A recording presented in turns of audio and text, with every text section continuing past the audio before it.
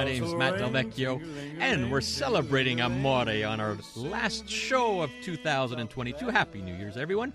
Talk about Amore, what started out as a lesson on Alzheimer's awareness, morphed into a father and daughter initiative, in fact, a whole family initiative combining a love of cooking with raising funds to support an important cause. Today we have Vince Pisano and his daughter Vittoria, his son Jackson, and your wife Vince is holding the fort at home, but we want to give a shout out to Anna, who's doing such a great job with this as well. So Vince and Vittoria, Jackson in the background, we want to welcome you to Life Unrehearsed. Thank you, Matt. Happy to be here. Thank you so much. Well, Vince, we're going to start it off with you. You know, the inspiration behind all this was your father, who had Alzheimer's, unfortunately recently passed away, and we want to, first of all, express our condolences to you, Vince. Your father was the inspiration behind all of this. So how did this initiative all begin? Well, it began with, sadly, my dad was diagnosed with Alzheimer's, and, Vittoria here has always been a go-getter. Wanted to do something about it. So it was pretty tough to explain to children why their grandfather will no longer be able to remember some of their beautiful memories they built. So Vittoria wanted to do something, and she initially started with something at school, and then she wanted to do something bigger. So we brainstormed an idea, and she just blurted out, "Hey, Dad, why don't we make some lasagnas? That's what Grandpa used to love to eat on Sundays with the whole family." And I thought, hey, that's a good idea. Why not? Let's give it a try. I mean, like I've told everybody, we were hoping for a $500 cap or $1,000.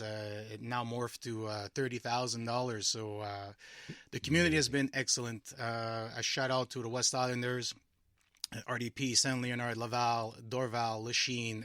Everybody's been on board. I think it touched home with a lot of people. And it makes us very proud that we put some smiles on people's faces, you know, because it is a horrible disease to experience, and that's pretty much it, man. Yeah, no, so nice, you know. It's and God bless you guys. You're it's such a heartwarming initiative. You've got dollars from every single lasagna, proceeds going to the Alzheimer's cause. Now. You said lasagna was one of your dad's favorite, right? And, That's and right. How many lasagnas are you actually making? Well, it depends every week, right? I mean, during holidays, it's always, it's always very, it's quite a lot, to be honest with you. I've lost the number. I lost the count. We make about 20 lasagnas a week on average. But the types of, you have options, though, Oh, right? we have options. We have five different options. We have tomato lasagna, we have veal lasagna, we have meat, ground beef lasagna, we have veal and chorizo, which happens to be Vittoria's favorite. And we have also ricotta lasagna now. Nice. So it's a lot of fun. Well, you're making me hungry, Vincent. And we've had it in the past, and just incredible lasagnas. Let's bring in Vittoria here. Vittoria, first of all, I mean, you're in studio here. I'm so happy your dad was able to bring you in. How old are you, Vittoria? I'm 12 years old. You're 12 years old. Yes. And you started this at 11, right? I believe at 10 or 11 years old. Okay, can you tell me, you're a big part of this machine of making these lasagnas, and what role do you help play in helping out? I usually help out with making the dough, and then I usually make the dough and then make the pasta sheets to assemble the lasagna with. Mm-hmm. This is in your kitchen, by the way, right? Yes. This is like in your own home doing this, okay? Yes. And what else? I usually do this with my family, and sometimes I also try assembling the lasagnas as well, and also helping my mom with the sauce. We usually like listening to music at the same time while doing these lasagnas, and talking about some stories with my grandfather, like before he got Alzheimer's. And I really... How do I explain this? Lasagnas, they may seem to be quite easy, but some of the things in this, how do I say this? In making them, it's a process, in making them, isn't it? yes. It's also like pretty hard at the same time. Some steps are a little hard. Like sauce, sometimes it could be a little also difficult to make as well. So. Sure. Okay, your dad mentioned it. By the way, we're talking with Vince Pisano, his daughter Vittoria. Soon we're going to talk to Jackson, and you're making these lasagnas. You're giving portions of the sales of these lasagnas in the cause of Alzheimer's. Such a wonderful cause.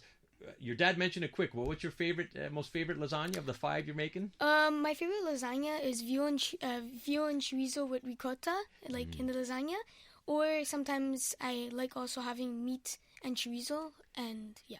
Lovely, lovely. All right, now we're going to bring in the firecracker of the family here. We had originally Vince and Vittoria, and then Jackson showed up here in the studio. Jackson, how you doing? Good, yourself? I'm doing well. How old are you, Jackson? I am 9 years old. I'm turning 10 in July 16. All right, another 6 months to go. All right, Jackson, I hear that you also contribute to making this whole process work. What do you do? I usually help around the house so my parents and my sister don't get too tired after the lasagnas and them to get extra rest. While I do the laundry, sometimes I wash the dishes, I clean the house, I take care of pets. My sister loves taking care of the pets, so she does it more than me. But I clean the rooms and I do a lot of stuff to help my family out with their lasagnas. You know what? I'm going to hire you, Jackson, to come to our place. Amazing. What a family, Vince. And I know your wife, Anna, is listening as well. And you guys should be proud as parents. Now, how has the response been? You started this and you mentioned you've raised a lot of money. And tell us about this response. Look, the response has been incredible. I'm forever grateful of the Jacqueline Fisher Foundation that matched what we accumulated. The foundation donated $15,000 to our cause. I am so glad you mentioned that. And, if you remember, you were live over a year ago. And we got a call during our show. Correct. And it was from the Jacqueline Fisher Foundation. And it was so heartfelt, and I believe they're listening now on live through internet because they're overseas. And Rena and Larry, we want to thank you. I think, what was the donation again? It was $15,000. Unbelievable. Yeah,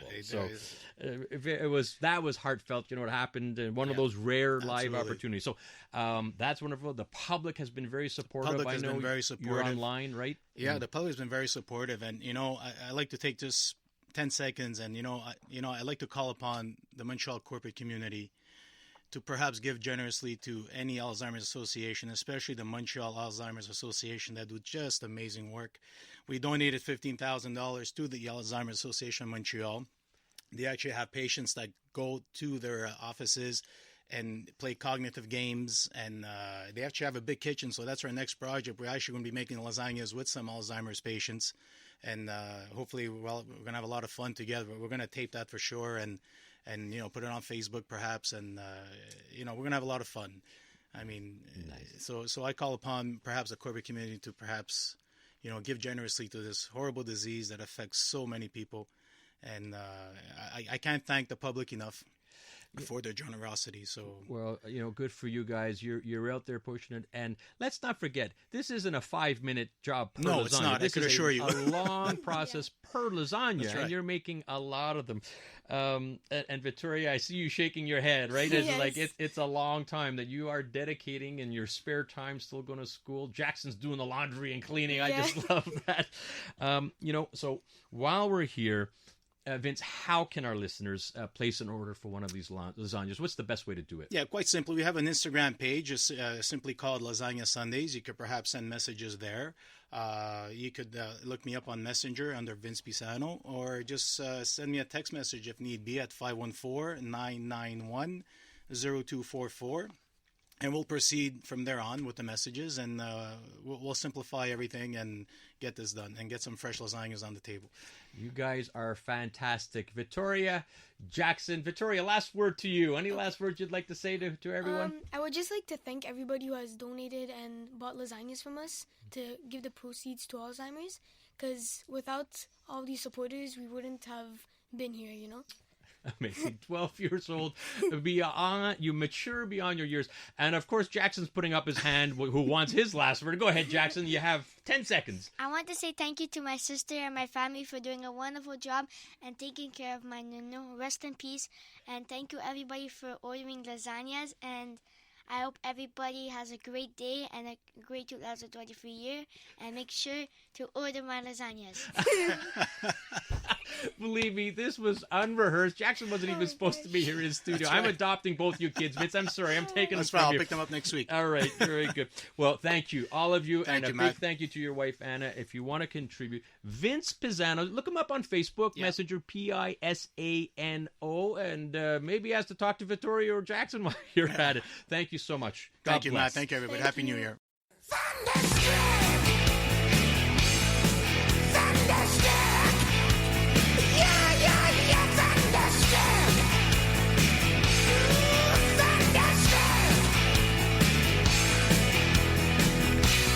And welcome back to Life Unrehearsed. My name's Matt Del Vecchio, specializing in life transitions, elder care planning in the senior living industry. Happy New Year's, everybody.